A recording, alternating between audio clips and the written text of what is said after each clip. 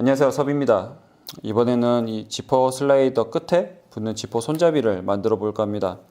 당연히 이렇게 금속성 재료로 이미 되어 있는 것들이 있어요. 모양도 꽤나 다양하게 나오는데, 내가 금속성 이 느낌을 최대한 배제시키려고 할 때, 아니면 내가 원하는 모양이 없어서 모양을 만들려고 할 때, 아니면 가죽의 질감을 그대로 표현하고 싶을 때 가죽으로 만들고도 합니다. 그러면 이것 말고 다른 무언가가 필요합니다. 이렇게 엄청 다양하게 많아요. 실은 이렇게 종류도 많고 사이즈도 다른데, 보통 지퍼 슬라이더에 맞는 사이즈가 있어서 그것을 매칭을 해 보시는 게 좋고요. 그리고 뭐 금색, 은색 따로 있고, 뭐 앤틱도 있을 수도 있고, 엄청 다양하게 있습니다. 모양도 다양하고. 근데 저는 이번에는 이렇게 D자 모양, 알파벳 D와 비슷한 이 D자 모양을 써볼 거고요.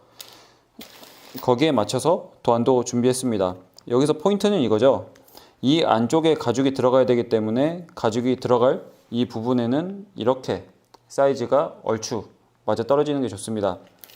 제가 이번에 하는 방식, 만드는 방식 같은 경우는 제가 저번에 영상을 올렸던 이 디링을 고정하는 방식과 거의 유사하다고 보시면 될 것 같아요.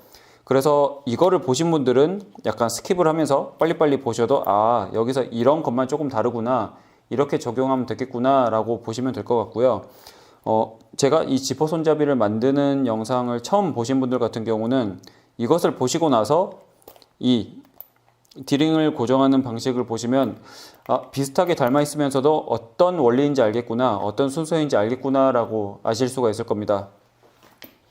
그럼 조금 치워두고, 가죽 같은 경우는 이것도 치워둘게요. 제가 이렇게 가죽을 준비했는데, 제가 가지고 있던 이제 짜투리 베지터블 가죽이고요.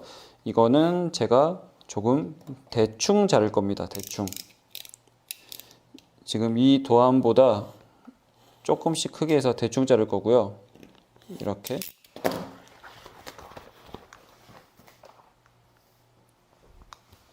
그리고 이거는 안쪽에 그 안감이라고 보시면 될 것 같아요. 이 안감을 댈 거라서 이제 얇은 거 하나를 준비했고, 그 다음에 순서를 어떻게 할 거냐면 이 안에 보강 테이프를 하나 먼저 붙여버릴 겁니다.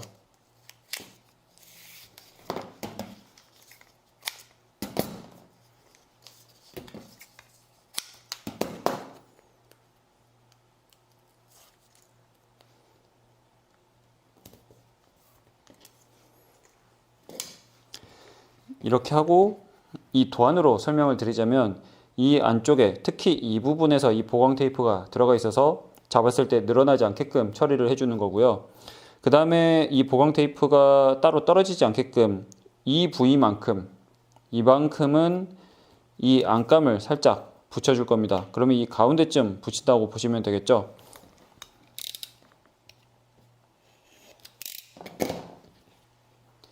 이 도안으로 봤을 때 지금 이 정도 폭 정도 대충 맞춰주시면 될 것 같아요. 그리고 이것을 이렇게 붙여 놓은 다음에 이 도안대로 한꺼번에 자를 건데, 다만 이건 가죽이 두께가 있다 보니 이쪽이 이렇게 단차가, 계단이 생겨요. 그래서 이 부분을 살짝 피하를 해서 경사지게 만들어 주시는 게 좋습니다. 아니면 아예 조금 더 얇은 가죽을 쓰시면 되는데, 제가 지금 가지고 있는 건 한 0.8 정도 되는 거라서 이쪽과 이쪽을 조금 경사지게 피하를 해볼게요.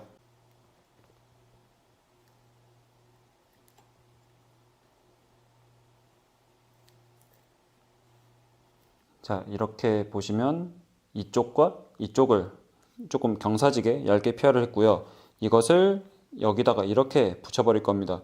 지금 저는 가짜 패턴이라고 볼 수 있는 가 패턴을 베이스로 만들고 있는 거예요.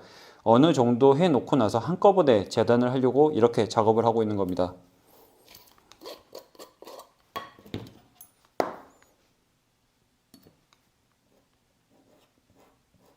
이렇게 본딩해서 붙였고요.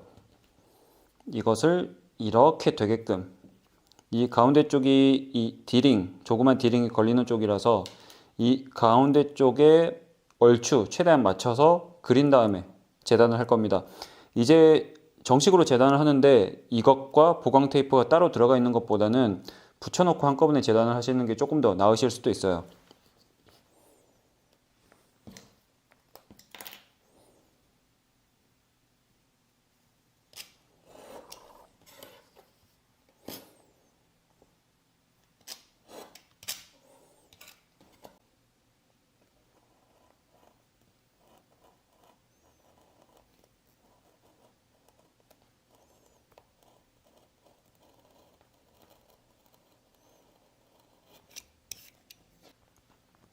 자, 보시면 이 전체 제가 쓰고자 하는 가죽의 안쪽에 이 링이 달리는 쪽, 이쪽이 조금 보강이 돼 있고 이 보강 테이프도 붙어 있고 가죽으로 그것을 한번 가려줬다고 보시면 좋을 것 같아요. 그리고 이 상태로 저는 열선, 크리저 선을 전부 다 그어버릴 거고요. 그 다음에 이 링을 넣어 놓고 나서는 이쪽에 칠을 할 수 없기 때문에 엣지 코트를 요만큼 바를 겁니다.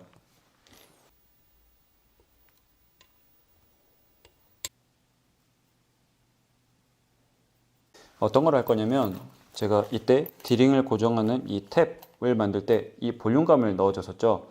손잡이도 마찬가지입니다. 이런 볼륨감을 넣어주면 조금 더 그립감을 좋게 해준다든지 아니면 비주얼, 시각적으로 봤을 때 조금 더 풍성해 보이는 그런 느낌을 줄 수 있거든요. 그래서 이 LB 0.8짜리 두 장을 겹친 정도를 볼륨감으로 써보려고 합니다. 그러면 제가 0.8 한 장이니까 이것을 본딩을 해서 붙여볼게요. 이렇게 두 장을 붙였고요. 이 도안에 이 모양, 지금 빨간색으로 제가 그려놓은 거 있죠. 바느질 라인보다 꽤나 좀 들어온 이 정도 사이즈만 필요하다고 보시면 됩니다. 그러면 이것을 바깥쪽 라인 기준으로 먼저 그려놓고 조금 작게 한 번 더 그려볼게요.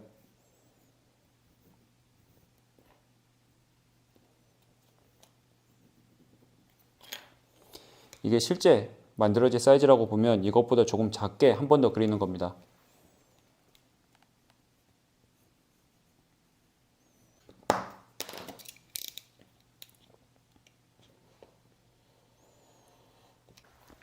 이렇게 엣지 코트가 다 말랐고요. 제가 준비한 디링에 꽂아 넣을 겁니다. 그런데 여기서 생각을 해보셔야 되는 게 있습니다. 이 손잡이 폭이나 두께나 여러 가지가 너무 커서 들어가지 않았을 그런 경우들도 있거든요. 물론 제가 지금 쓰고 있는 이 디링 같은 경우는 이쪽에 가운데가 연결이 되어 있는 부분이기 때문에 만들고 나서 휘어서 넣을 수도 있지만 그렇지 않은 장식들도 있어요. 예를 들어서 이것 같은 경우는 이렇게 벌려서 넣을 수가 없거든요. 그래서 이런 사이즈를 꼭 확인을 해 보셔야 됩니다.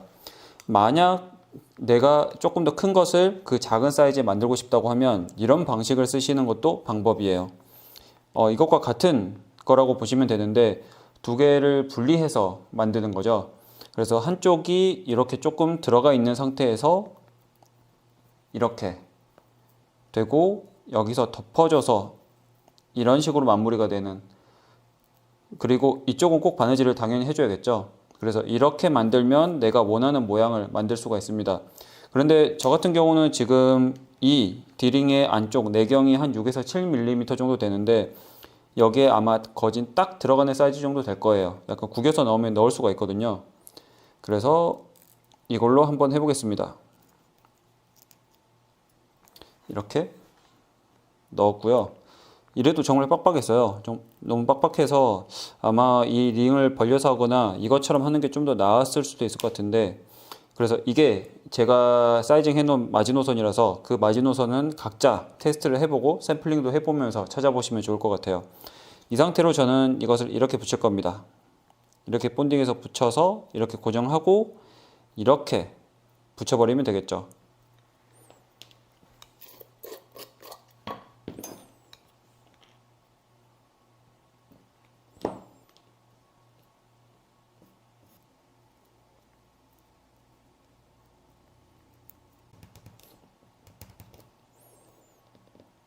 이렇게 다 붙였습니다. 본폴더로 조금 모양을 눌러서 잡아줬고요. 제가 여기서 조금 아쉬운 부분이 뭐냐면 제가 이 가운데 쪽에 이걸 넣었잖아요. 근데 생각보다 조금 두꺼웠던 것 같아요.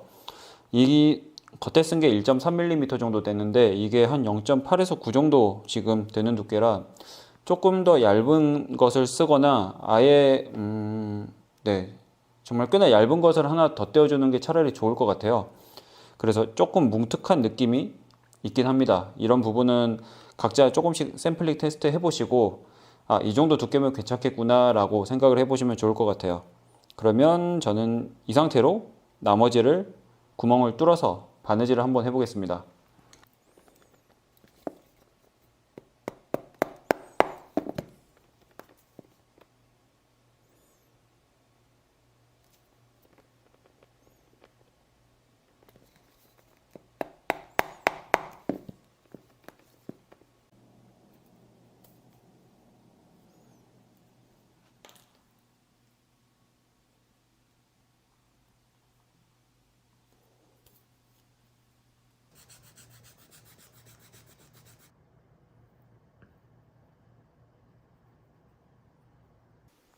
네, 이렇게 완성이 되었습니다.